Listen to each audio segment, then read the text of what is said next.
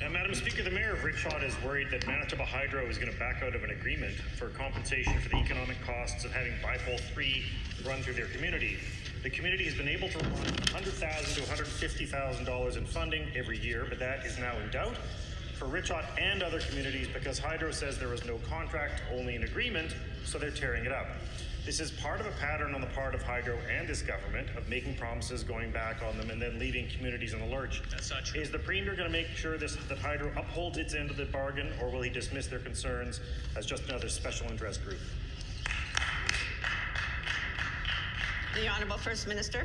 Speaking of Lavalin, Madam Speaker, the federal Liberals have decided that in the interests of jobs in Quebec, they will place the rule of law as a lower priority, and I would ask them to consider, and the member opposite, who regularly here consistently, virtually always, I believe, Madam Speaker, takes the side of Ottawa and Liberals on issues, whether he would prefer to have a country with jobs and no rule of law, or a country with a rule of law. I know that on this side of the House, and I believe we stand with all Canadians on this, we would prefer a country with the rule of law.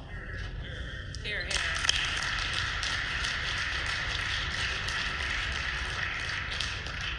The Honourable Leader of the Second Opposition on a supplementary question. Thank you, Madam Speaker. To the issue of the Mayor of Richshot, the fact that Hydro is backing out of a deal raises larger questions about this government's priorities when it comes to spending. It was reported yesterday that subsidies for professional sports teams in Winnipeg will hit about $16.6 million from multiple levels of government. This is quite aside from the $200 million bailout the province has granted to Investors Group Field or the $20 million granted to horse racing. Now, I don't want to suggest there's an argument that these are all good investments, but it would seem that this government is splurging on entertainment and gambling while cutting and freezing education, health, and infrastructure. That's not Would true. Richshot and other municipalities get a better hearing from this government if they rebranded themselves as a hockey team? The Honourable First Minister.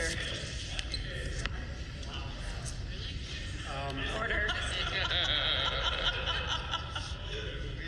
I appreciate questions like that, Madam Speaker.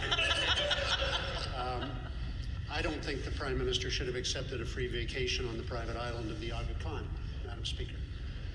And I do think that the Conflict of Interest Commissioner was right in ruling Order. that Dominique LeBlanc violated conflict rules by awarding a lucrative fishing contract to a company run by one of his wife's first cousins.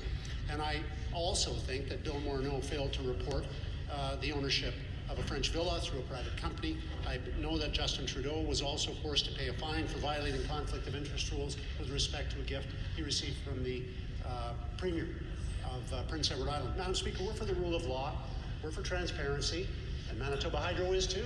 As far as we understand, there are no contracts that the member is alluding to whatsoever, and so I would stand with Manitoba Hydro. They have a decision to make in how they run their place, and they're running it according to the rule of law, as far as I understand. Here.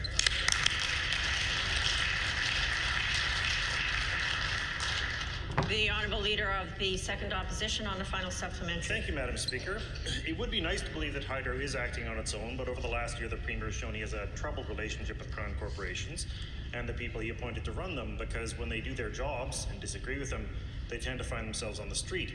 The Premier has personally announced that Hydro is reneging or cancelling agreements, and this is part of a larger pattern.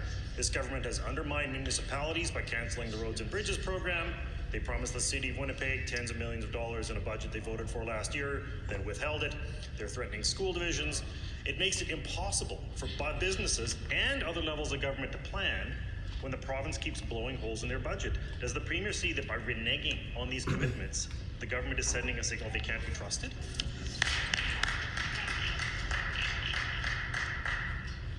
The Honourable First Minister. I believe the member just said in his preamble that when people do their job, what was the line, Madam Speaker? Something about being shown the door. I'm reminded of Jody Wilson-Raybould. And I'm reminded of her willingness to stand up for the rule of law. And I'm wondering why the member would stand quietly by and watch such an injustice. I do believe that veiled threats and attempts to intimidate are not the way to do things, and I also understand that the Order. Prime Minister is accused of doing exactly that. Order. I also understand, Madam Speaker, that Jane Philpott has resigned her position in Cabinet as well, and I understand that that is in support of and in sympathy for the fact that she can no longer support the federal Liberal government and its behaviour. That being said, Madam Speaker, I appreciate any question from a Liberal member or an NDP member on team building. Here.